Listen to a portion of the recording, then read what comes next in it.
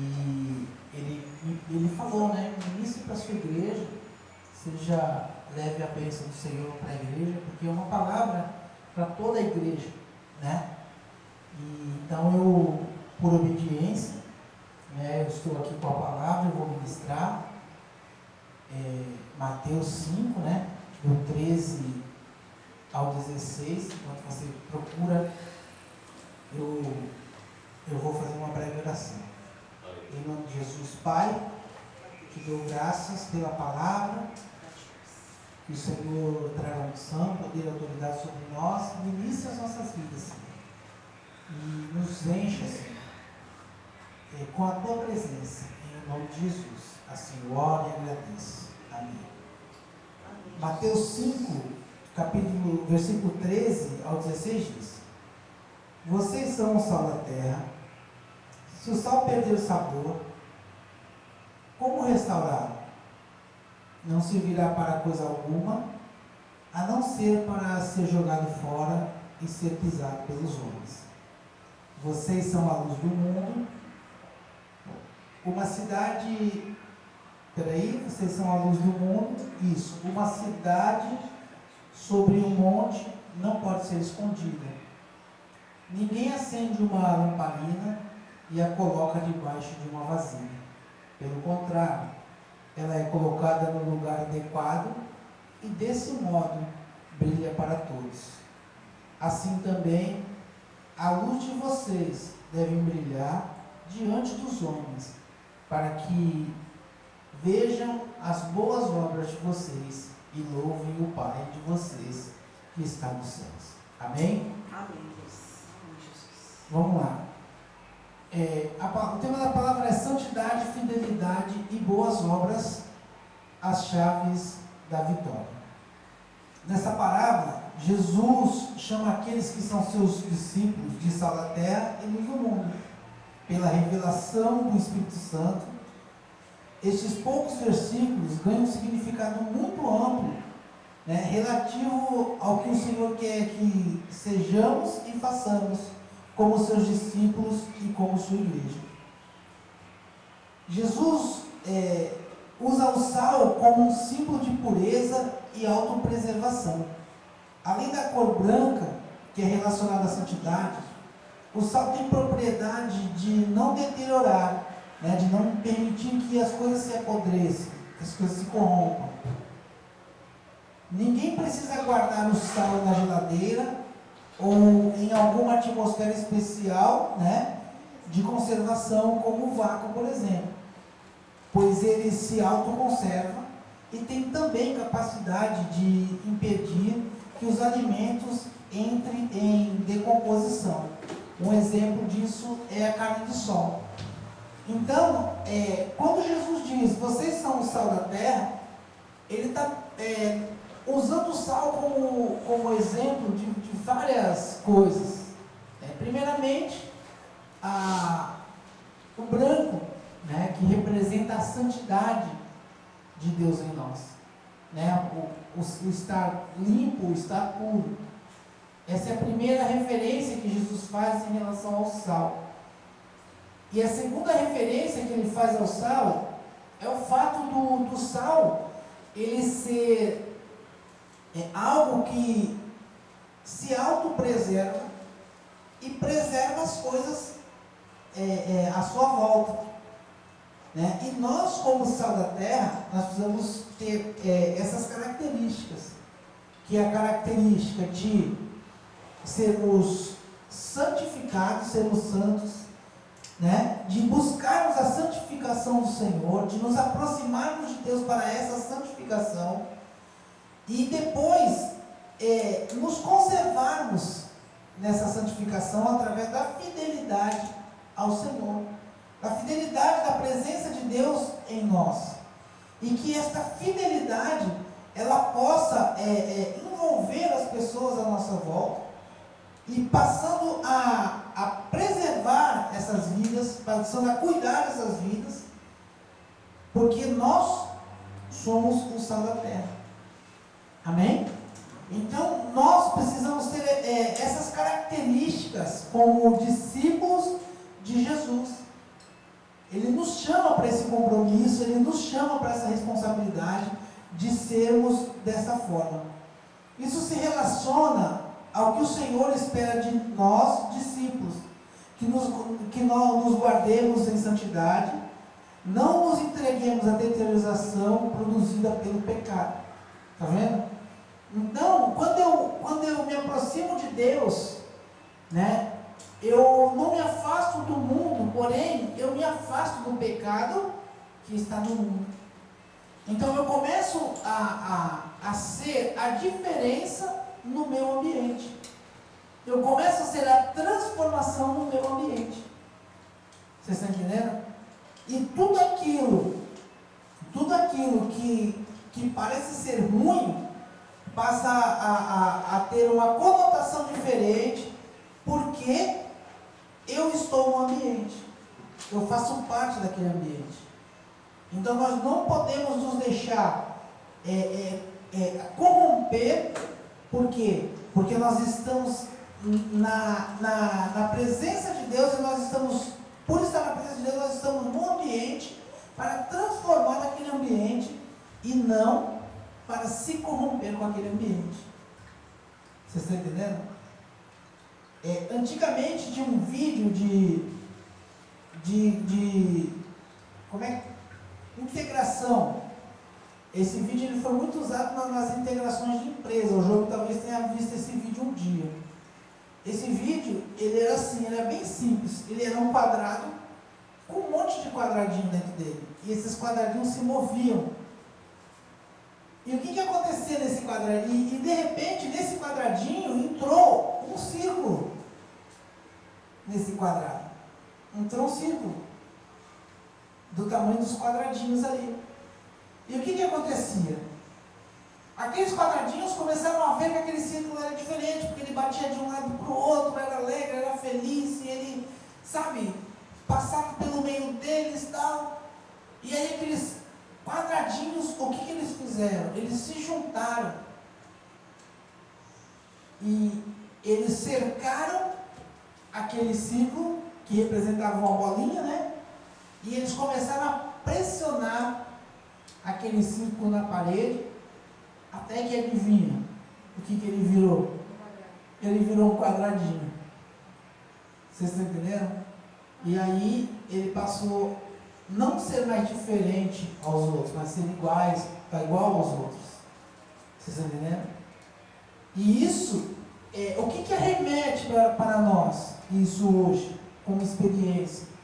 De que nós, antes que as pessoas tentem nos mudar, nós temos que mudar as pessoas. Nós temos que, antes que as pessoas tentem nos transformar, nós temos que transformar as pessoas. Porque muitas das vezes nós estamos num ambiente o qual Deus nos chamou para a transformação daquele ambiente, e nós nos deixamos levar, nos deixamos moldar por aquele ambiente. Sabe, os convites que são feitos, olha isso aqui, irmão.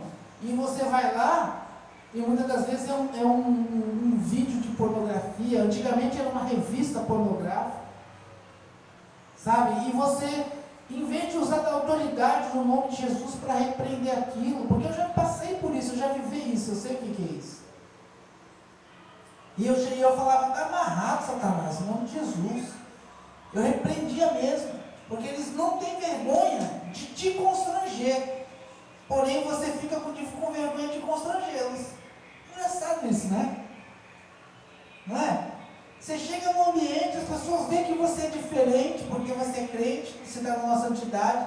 E aí, o que as pessoas fazem? As pessoas, elas começam a te inibir, elas começam a te constranger, elas começam a te acuar, e aí você tem uma ferramenta, você tem, na verdade, algo muito poderoso que é o nome de Jesus, né? Para repreender essas pessoas e mudar a vida delas. O que nós fazemos? Nós ficamos envergonhados. Não quero constranger eles com o nome de Jesus. Está repreendido em nome de Jesus agora. Amém? Porque é isso que o inimigo quer. Ele quer nos vencer na mente. Ele quer mudar a nossa forma de ver, de pensar as coisas. E aí nós começamos a falar assim, não tem nada a ver. A primeira coisa que a gente fala é isso, não tem nada a ver. Não tem nada a ver, só. Eu não queria nem ver o que me mostrou, mas não tem nada a ver. Não, o Senhor me perdoa, porque eu vi aquilo que eu não precisava ver, que eu não deveria ver, que eu não queria ver. Não é verdade? Aí depois a pessoa fala assim, todo mundo faz mesmo. Começa assim, né? Depois, todo mundo faz. Eu não vejo pecado nisso. Aí depois a pessoa começa a usar a palavra de Deus assim, a Bíblia diz que aquilo que eu faço não me condena, então não é pecado. Eu não estou me sentindo condenado, então eu não estou pecando. Aí daí o cara vai entrando, arrumando argumento, porém a palavra de Deus diz, e também a lei do homem diz que contra os fatos não existe argumentos. E nós ficamos criando argumentos dentro da palavra, para buscarmos respaldo no nosso erro, no nosso pecado. E sendo que Jesus ele já decretou, vocês são o sal da terra. Se vocês deixarem de salgar, o que vai acontecer? Vocês serão lançados fora e serão pisados pelos homens. E que homens que são esses? Aqueles mesmos que um dia disseram assim, só uma olhadinha aí, irmão. Não tem nada a ver. Todo mundo faz. Vocês estão entendendo? E aí, em vez de nós transformarmos as vidas, as pessoas é que passam a nos transformar, e aí, só que elas nos transformam não para aquilo que é bom, mas para aquilo que é ruim. E o que é ruim, o que não presta, o que acontece com isso? É jogado fora, é descartado, é deixado de lado. E Jesus disse que você não só vai ser lançado fora, porém você vai ser pisado por esses mesmos homens, por essas mesmas pessoas. Então nós precisamos tomar cuidado. Nós vamos viver uma vida de santidade, não só no ambiente espiritual que é a igreja, muitas vezes no ambiente espiritual que é o nosso lar, mas também no ambiente hostil, que é a escola, a faculdade, o curso técnico, que é o trabalho, principalmente o trabalho, que são ambientes muito hostis. E você não tem que provar para ninguém que você é crente. Você precisa ser crente. Amém? Você não precisa provar para ninguém que você é salvo. Você tem que ser salvo. É só isso. Né? Quando você coloca o sal no café, o que acontece? A pessoa fala, meu Deus, salguei o café em vez de adoçar. Pronto, por quê? Porque aquilo é sal. Amém? Amém. Então, nós precisamos dessa convicção de sermos sal da terra e de passarmos a transformar as vidas que estão ao nosso redor. O texto diz assim como faz o sal, a santidade da igreja permite que princípios e referências sejam mantidos, para que o mundo não deteriore espiritualmente. Então, não sou só eu, não está só eu, não está só eu nessa briga, nessa luta, nessa peleja, mas está toda uma igreja, todo um corpo. Estamos orando uns pelos outros, estamos buscando a santidade uns dos outros. Então, por que eu, que estou nesse meio, que estou entendendo isso, vou deixar me envolver, em vez de envolver as pessoas? Tem essa coisa. As pessoas, em vez de envolverem aqueles que estão à sua volta, o que acontece? Elas deixam se envolver pelas pessoas à sua volta. E elas começam a ter atitudes de quem não está na presença de Deus, de quem não está na igreja, mas de quem está no mundo. E aí, a palavra que está dizendo, não sou eu que estou dizendo, a palavra está dizendo que você já não serve mais. É a palavra. Se o sal ele deixa de salgar, se ele deixa de temperar, se ele deixa de exercer a função dele, então ele vai ser lançado no mundo e vai ser pisado pelos homens. Então, a palavra não é minha, a palavra é de Deus. Amém?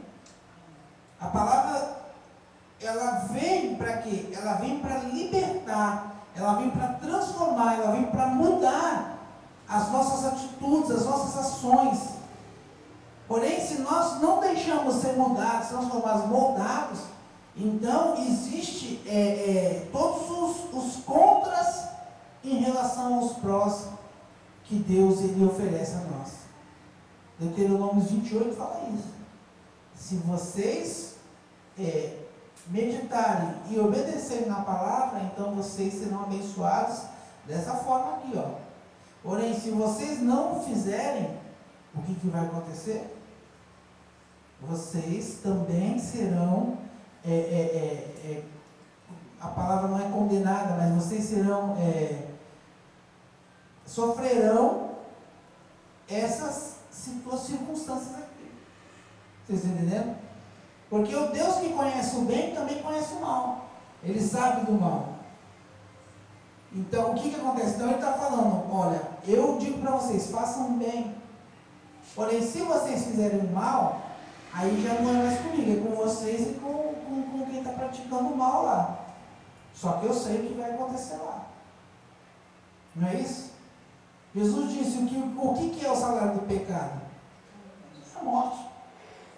O salário do pecado é a morte. Aí ele diz, mas o dom gratuito de Deus é o quê? É a vida, e a vida eterna. E antes da morte, que bom seria se nós morrêssemos. Morreu. Cadê fulano? Morreu.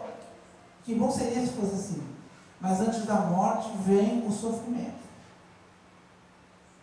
Amém? Antes da morte vem o sofrimento. Porém, depois da morte, vem um sofrimento pior ainda. Porque o Senhor Jesus disse que lá haverá o quê? Eternamente choro e ranger de dentes. Amém? Então eu preciso moldar as pessoas.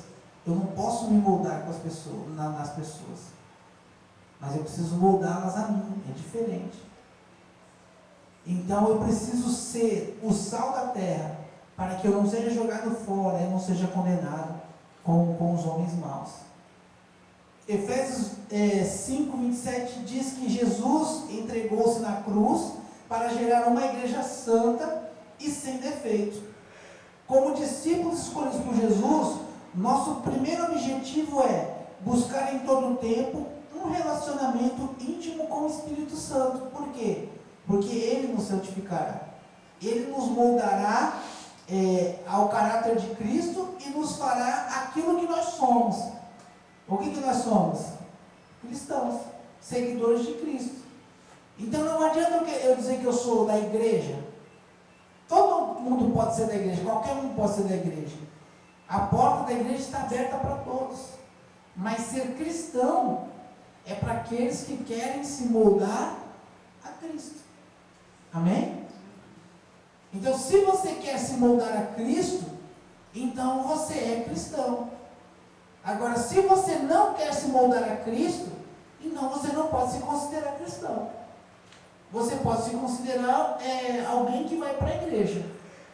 Você não pode se considerar crente e cristão. Você pode se considerar alguém que vai para a igreja. E se a palavra de Deus diz, não matarás, não roubarás, não adulterarás, não cobiçarás a mulher do próximo, e daí os 10 mandamentos seguindo, honrará teu pai e tua mãe, e você faz tudo aquilo que não é mandamento, então você peca. Se você peca, você não é cristão. Amém?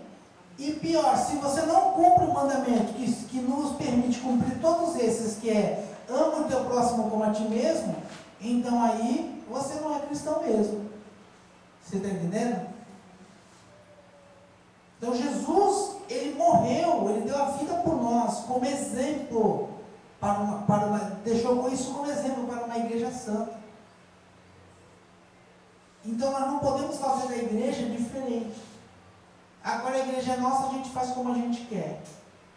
Não, a igreja não é nossa, a igreja é de Jesus. Amém? A igreja não é minha. A igreja não é do pastor, a igreja não é da pastora, a igreja não é do evangelista, da evangelista, a igreja não é do diácono, da diaconisa. A igreja é do Senhor Jesus. Nós estamos aqui todos servindo e trabalhando nessa igreja. Todos nós. E o nosso serviço, ele não é a ação, né, do louvor, ele não é a ação da pregação, ele não é a ação de passar pano na igreja, ele não é a ação de lavar as cadeiras. O nosso serviço na igreja é justamente sermos aquilo que Jesus nos chamou para ser. E se nós somos cristãos, nós estamos nos moldando ao caráter de Cristo, então todas essas coisas ficam fáceis para nós. Estar na presença de Deus é fácil, como eu já disse para vocês, quando nós amamos a Cristo, quando nós amamos a Jesus, a Yeshua. Então, quando eu amo a Jesus, então é fácil para mim estar na presença de Deus, é fácil para mim estar na presença de vocês. Porém, quando eu não amo a Jesus, então tudo fica difícil, né? Ou o que o discípulo perguntou para Jesus, falou para Jesus: Senhor, mostra-nos o Pai. E Jesus olhou para ele e falou: mas vocês estão me vendo há tanto tempo e não conseguem ver o Pai? Né? O que Jesus diz? Poxa, se vocês não me amam, não? Vocês não têm compromisso comigo, não? Vocês não querem andar em santidade, em fidelidade comigo? Porque se vocês fizerem isso, vocês vão estar vendo o Pai. Foi isso que Jesus disse. E nós precisamos entender isso. Que quando nós estamos nós amamos Jesus, então todas essas coisas elas ficam fáceis para nós, porque a decisão de amar Jesus gera em nós outras decisões, que é de amar o nosso próximo como amar a nós mesmos, amar o nosso próximo como a nós mesmos, amar aquela pessoa que está no mundo, que seria intragável, né? Tem pessoas que a gente fala, isso aí não tem condição, não dá para conviver com isso. É verdade mesmo. Né? O João trabalha no cais, o João encontra muitas pessoas assim. Não dá para conviver com isso. Entendeu? Mas quando nós temos o amor de Cristo em nós, então aí tudo fica fácil, tudo é transformado em nossas vidas e nas vidas das pessoas que estão ao nosso redor. Amém? Porque nós somos igreja do Senhor. Nós somos igreja de Jesus. E nós não podemos viver diferente disso, de sermos igreja. Só esta busca permanente por santificação pode nos fazer permanecer na presença de Deus e a salvo da contaminação gerada pelo pecado. Já falei sobre isso. É exatamente como um soldado em meio à guerra. Seu primeiro objetivo não é matar o inimigo, mas sim manter-se vivo. Tá vendo? Então, o que eu preciso fazer para me manter vivo? Amar a Cristo. Amém? Precisa amar a Cristo. Essa é a primeira decisão. Não adianta eu amar a pastora e vir para a igreja por causa dela e não amar a Cristo. Por quê? Porque eu não sou igreja. Amém? Eu posso até ser o acompanhante da pastora no culto, porém eu não sou igreja. Né? Já falei sobre isso, mas repito, muitas mães estão indo para a igreja porque vou levar meu filho para para a igreja para ele não ser um marginal, para ele não ser um isso, não ser um aquilo, não ser aquilo outro. Vocês estão entendendo? Então elas são acompanhantes dos seus filhos à igreja. Não são crentes, não são cristãos. Não se converteram, não aceitam a Jesus como seu Senhor e Salvador e não amam a Jesus. Porque se elas fizessem isso, então tudo à sua volta seria transformado. Inclusive o seu lar, o seu cônjuge, os seus filhos, tudo seria transformado. Amém? Então, muitas das vezes, nós temos essa preocupação errada de querer mudar o outro, esquecendo de não mudar a nós mesmos, né? Buscando a presença de Deus em nós. Amém? Amém. No contexto da palavra, né, que nós falamos sobre o soldado que ele não está preocupado em matar a outra pessoa, mas está preocupado em manter a sua vida. O que acontece? Se nós buscarmos uma palavra que fala em relação a isso, é aquela palavra que diz: quem está em pé, cuidado para que não caia. Então você tem que se manter em pé, você tem que ficar em pé, você tem que ficar firme, fortalecido no Senhor. A palavra de Deus diz para nós nos fortalecermos no Senhor. A nossa fonte de graça é o Senhor Jesus. Amém? É o Senhor Jesus. A nossa fonte de graça é o nosso amor pelo Senhor Jesus. Então, se nós amamos Jesus, nós temos santidade, nós temos fidelidade, nós temos boas obras para transformar o mundo. Amém? Vamos seguir. Enquanto o pecado tem como salário a morte, a santidade é a nossa habilidade espiritual, como está escrito em 1 João 5,18. Ora, sabemos que todo aquele que é nascido de Deus não vive pecando. Antes, o que de Deus é gerado conserva-se a si mesmo, e o maligno não lhe toca. Amém? Então, aquele que é de Deus, ele não peca. E o maligno, o mal, também não toca. Por quê? Porque ele tem aquilo que eu falei, a ferramenta de poder para transformar o mundo. Porém, ele fica constrangido em usar esse poder. Qual é esse poder? É o nome de Jesus. Amém? É o nome de Jesus. Então, se tudo que eu fizer for em nome de Jesus, então vai dar certo. Amém? Tudo que eu fizer é de certo, né? Vai dar certo, não de errado. Eu ouvi um testemunho uma vez do cara que atirava no outro em nome de Jesus e a bala pegava e ele não sabia como. Eu não acredito nisso, porém, o nome de Jesus funciona, porque eu atirava lá e não tomava nenhum tiro e ainda acertava o cara. Eu ouvi um testemunho desse, eu não acredito muito, porém, tem louco para tudo. Oi?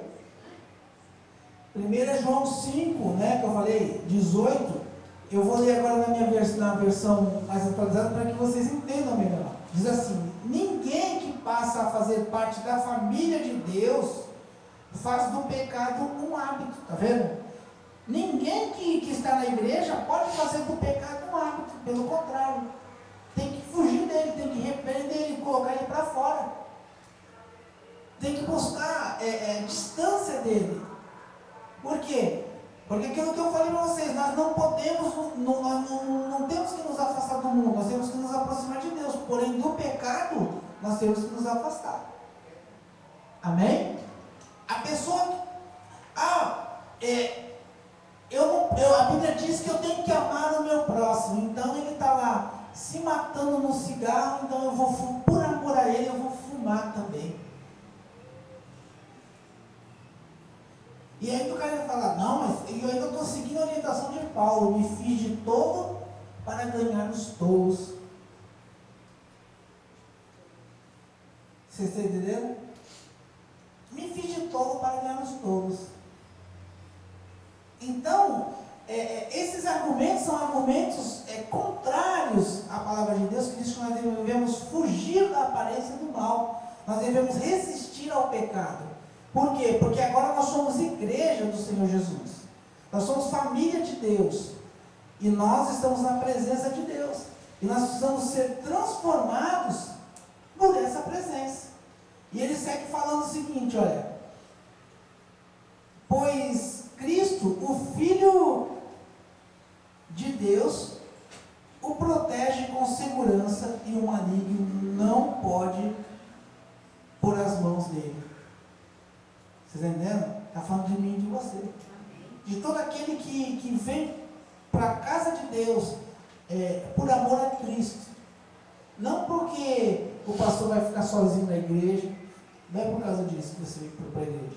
Você tem que vir para a igreja porque você ama Jesus.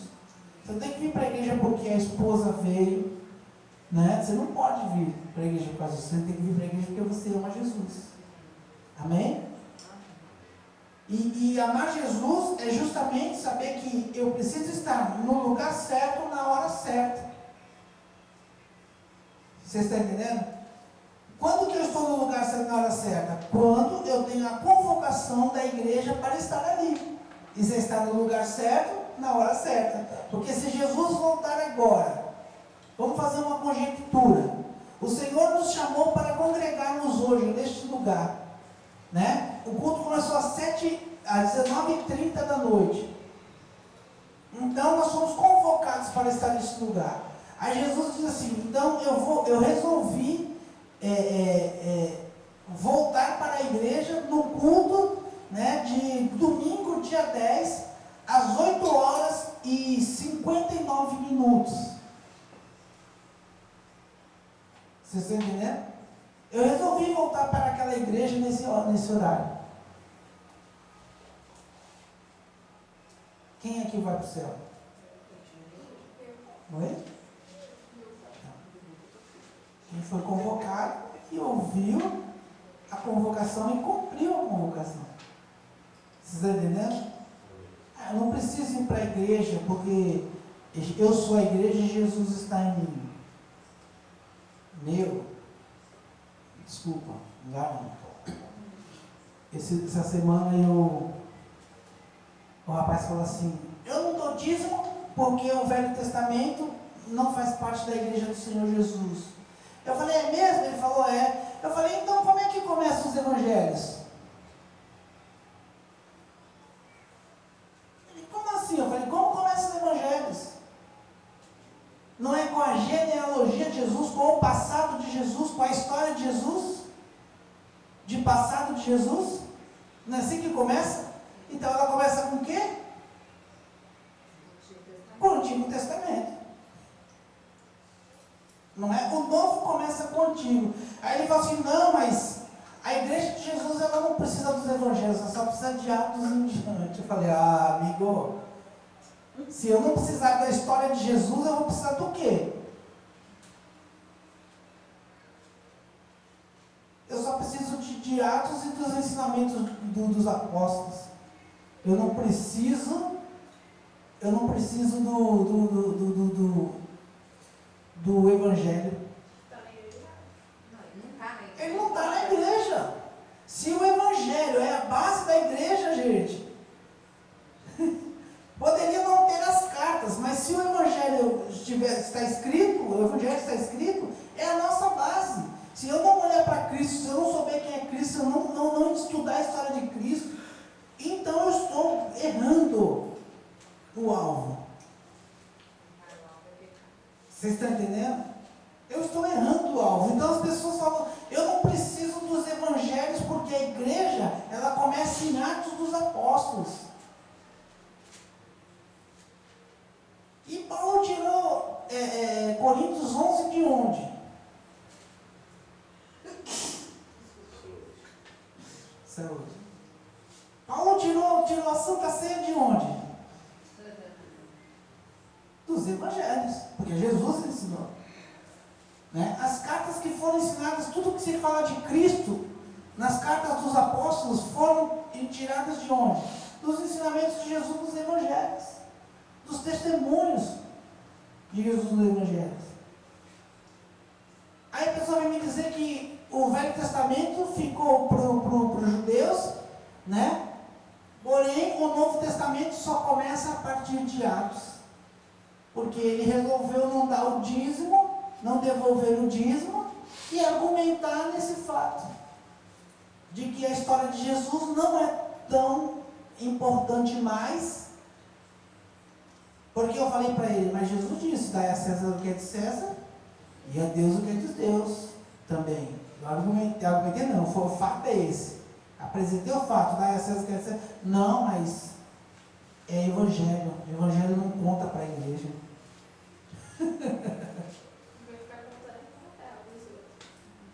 Vocês estão entendendo?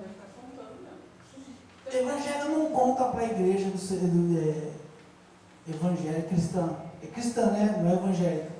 Para a igreja evangélica cristã não conta. Né? É complicado. Porém, é a realidade do mundo hoje. Essa é a realidade do mundo. Por quê? Porque as pessoas estão deixando de ser igreja para ser aquilo que elas acham que devem ser. E não foi isso que Jesus disse. Jesus diz, vocês são o sal da terra e vocês são a luz do mundo. Então molde-se a mim. Amém? Amém. Ainda quer fazer prova de Deus. Ainda quer. Assim como no processo da santificação podemos avançar, também podemos retroceder. Olha aí, ó. Nós podemos avançar na santificação, porém nós podemos retroceder sem a santificação. Se não dependemos de Deus e buscarmos a sua presença em oração e jejum, leitura da palavra e na comunhão do corpo, que é a igreja, então o que acontece? Nós retrocedemos. Então não adianta você orar, jejuar, buscar a Deus na palavra e não ser igreja, no sentido de ter comunhão como igreja, se reunir como igreja. Vocês estão entendendo? Aí eu perguntei para ele, mas você está em que igreja? Eu estou em qualquer igreja. De um dia eu vou num, um dia eu vou no outro. Eu falei assim, rapaz, você está correndo um risco, hein? Ele, que risco? Eu falei, porque ninguém está orando por você. Você está descoberto aí no mundo espiritual, você está na mão do diabo. Você está na mão do diabo. Vocês estão entendendo? É isso. Você está na mão do diabo.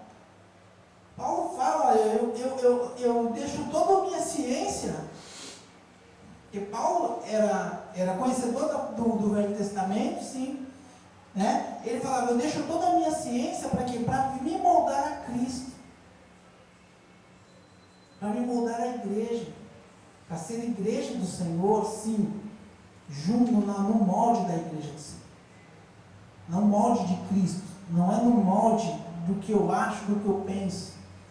Né? Ele estava falando isso por quê? Porque ele era instruído, né, aos pés de um dos maiores mestres da igreja do Antigo Testamento, que era Gamaliel. Vocês estão entendendo? Esse camarada é reconhecido no mundo judaico até hoje. As pessoas falam dele. Vocês estão entendendo? E o que acontece? Então ele fala, olha, eu não quero me moldar aquilo que eu era, mas eu quero me moldar aquilo que Jesus quer que eu seja. Vocês entenderam? E o que acontece? Essas pessoas estão falando assim, eu não quero me moldar ao que Jesus quer que eu seja, mas eu quero me moldar naquilo que eu quero ser. E eu não quero ser igreja. Se você não quer ser igreja, então você não pode ser contado com os santos. Me desculpa, você não pode ser contado com os santos. Se você não quer vir para a igreja, se você não quer ter comunhão, se você não quer cumprir os princípios bíblicos, seja do Velho ou do Novo Testamento, você não quer ser contado com os santos. Então todo o seu sacrifício, como a Cida leu aqui, é em vão, é sacrifício de tolo, porque o que a Bíblia diz é justamente isso, entendeu? Que ela leu, viva uma vida de honestidade, de princípios e honestidade, e Deus vai te fazer prosperar. Então, o princípio da igreja é o princípio da palavra de Deus. Toda a palavra de Deus é inspirada por Deus, é santa. Toda a palavra de Deus. E ela não é de particular interpretação, ou seja, não é o que eu acho, o que eu penso, mas é o que ela é. Vocês estão entendendo? É o que ela é. Então, quando você entra com a mentalidade de argumentar algo na palavra, você já pecou. Porque ela é de particular interpretação. Você entendeu? É verdade. Quando você pensa, eu vou procurar um versículo que diga que eu estou certo, está pecando. Por quê? Eu estou procurando particular interpretação. Ela não é de particular interpretação, ela é de interpretação de todos. Então, se ela é de interpretação de todos, então aquilo que eu acho, aquilo que eu penso, está errado. Já é pecado. Vocês estão entendendo? Então eu preciso tomar esse cuidado de viver uma vida de santidade, me moldando em Cristo Jesus, amando a Cristo Jesus, vivendo Cristo Jesus e não vivendo a mim mesmo. Não vivo mais eu, o apóstolo Paulo diz, mas Cristo vive em mim. Vocês estão entendendo? Então nós precisamos tomar esse cuidado. O que confirma essa verdade é o fato de haver tantas pessoas desviadas dentro e fora da igreja, tá vendo? As pessoas se desviam dentro da igreja. Por quê? Porque elas começam a ver coisas que elas não deveriam ver. Por que elas veem coisas que elas não deveriam ver? Porque elas começam a ver coisas que não é que Deus está mostrando, mas é o diabo que está mostrando para elas. E elas começam a colocar empecilho, começam a colocar argumentos na sua vida cristã. Entendeu? Quando os camaradas começaram a arrumar uma confusão lá na igreja, a Paulo se levanta e fala assim, bom, eu semeei, como é que é o negócio? Eu plantei, a Paulo regou, mas quem está dando crescimento é Deus, porque a igreja é de Deus, não é minha. Vocês estão entendendo? Porque as pessoas estavam vendo assim, que os discípulos de Apolo eram menos fervorosos do que os discípulos de Paulo. E os discípulos de Paulo eram mais fervorosos do que os discípulos de Apolo. Porque Apolo não batizava com o Espírito Santo, mas Paulo batizava. Então começou, eu sou de Apolo, eu sou de Paulo. Entendeu? Eu sou de Pedro, eu sou de Tiago, eu sou de João. Aí Paulo se levanta e fala assim, eu planto, Apolo rega, mas quem dá o crescimento é Deus. Quem está crescendo em Cristo aqui? Vocês estão entendendo? Quem aqui está crescendo em Cristo? Eu estou crescendo em Cristo. Vocês estão? Então todo mundo é de Deus. Acabou a briga, acabou a discussão. Vocês estão entendendo? Porque Paulo era fervoroso mesmo, em oração, na busca do Espírito Santo.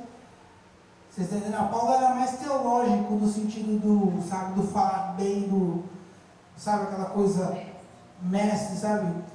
Então ele tinha a eloquência da palavra, então ele arrebatava multidões com a sua palavra. Vocês estão entendendo? Porém, Paulo não. Paulo era aquele cara que falava pouco, no sentido de não ser um cara muito eloquente, porém ele orava muito, e quando ele terminava, e quando ele orava, as pessoas eram batizadas com o Espírito Santo, as pessoas eram curadas, as pessoas eram ressuscitadas. Está lá o exemplo do jovem Eutico lá, já vou terminar. Está lá o exemplo do jovem Eutico, não foi esse que dormiu na janela, que morreu. O que aconteceu? Paulo falou, ai meu Deus, e agora? Não, Paulo falou, deixa ele aí. Vocês estão entendendo? Talvez Apolo visse aquilo como um desafio para si próprio. Morreu, traga aqui no altar que eu vou orar e ele vai ressuscitar. Não é isso? Mas Paulo falou, não mexa, deixa ele aí. Está morto? Tá bom, então vamos continuar a palavra aqui. Vamos continuar a nossa oração. E no tempo certo Deus vai levantar ele. Amém? Amém. Não houve aquele desespero de Paulo em ressuscitar o menino, o rapaz. Né? Mas está cheio de gente desesperada para ressuscitar alguém. Não é isso? Vamos seguir? Quanto a isso, Jesus disse: ora, se o sal vier a ser insípido, como lhe restaurar o sabor?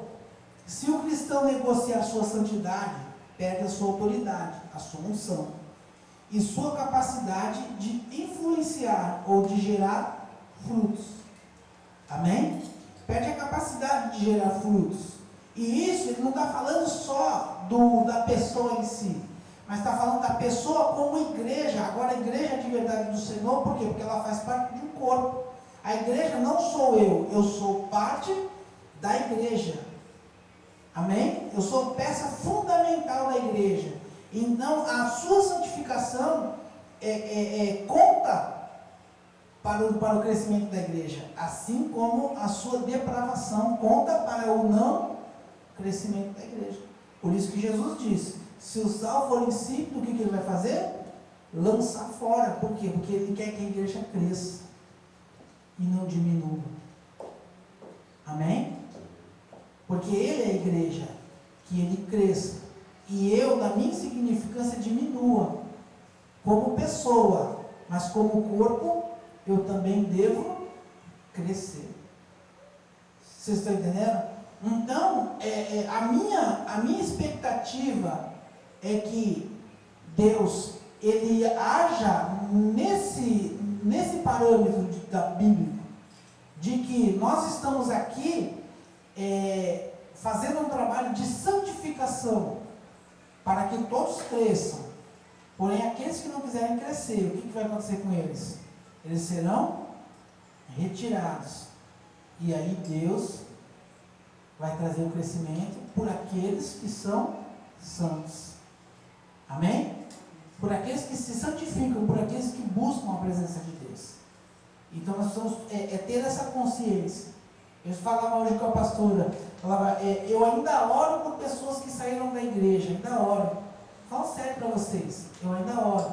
Por quê? Para que Deus tenha misericórdia delas e dos pastores os quais elas foram, né? Porque o problema não está no pastor lá, não está na igreja lá, tá? O problema está nela. Então eu oro. E se Deus quiser que se elas forem ovelhas deste rebanho, então que Deus as traga de volta. Essa é a minha oração. Porém, o meu desejo é que elas sejam ovelhas, sejam igreja, façam parte de um corpo de verdade. Não fiquem com mentira, com brincadeira, com engano, entendeu? Com falsidade. Vocês estão entendendo? O pastor se entristece quando alguém vai embora? Sim, me entristeço muito quando alguém vai embora, né? Ontem nós encontramos uma pessoa que veio aqui com uma motivação errada, né? Que eu falei para ela: olha, você precisa decidir de quem você é discípulo, de que rebanho você é ovelha, e ela está na mesma situação. Vocês entenderam? Não vai mudar. Por que não vai mudar? Porque não quer mudança, não quer transformação. Vai para o céu? Não sei. A graça nos basta. Amém? Não sou eu que vou julgar quem vai e quem não vai para o céu aqui. A graça nos basta. Porém, ela não vai conseguir produzir aquilo que Jesus quer que ela produza. Vocês estão entendendo? O apóstolo Fábio ele disse que um tempo desse aí, o camarada bateu no vidro dele, ele baixou o vidro, porque o apóstolo Fábio é uma pessoa muito generosa, e ele olhou assim: apóstolo Fábio. Aí ele falou: sim, sou eu. O senhor me lembra de mim? Aí o apóstolo falou: não. Então, eu era um pastor que ia lá no seu café. Vocês estão entendendo? Era um pastor que ia no café, que ouvia a palavra, que recebia a unção, que recebia a autoridade para me transformar na vida, mas preferiu fazer as coisas do jeito dele. Mas fala para ele, o pastor tá. Ah, não, era um pedinte, um mendigo. Estava morando na rua. Morando na rua. Mendigo morando na rua.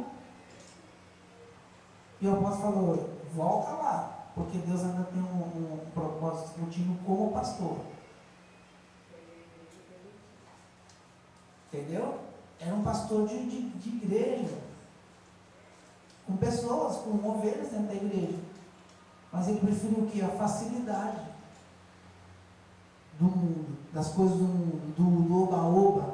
Não preferiu o compromisso da palavra. Vocês estão entendendo? E o que acontece? Quem é o dono da igreja? Jesus. Eu não sou dono da igreja.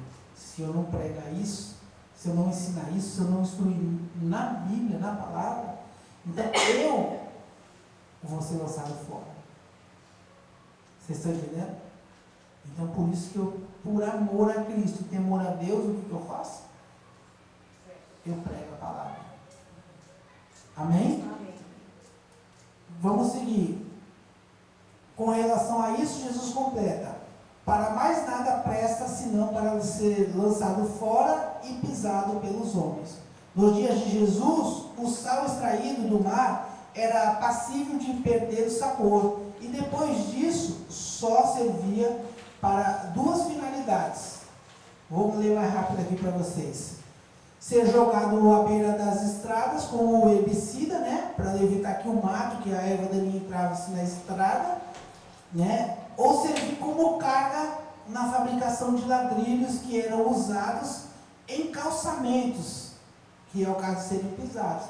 O que é carga? É ser usado como barro mesmo, para poder fazer o paralelepípedo para calçar as ruas, que essa era um molde de estradas de Roma.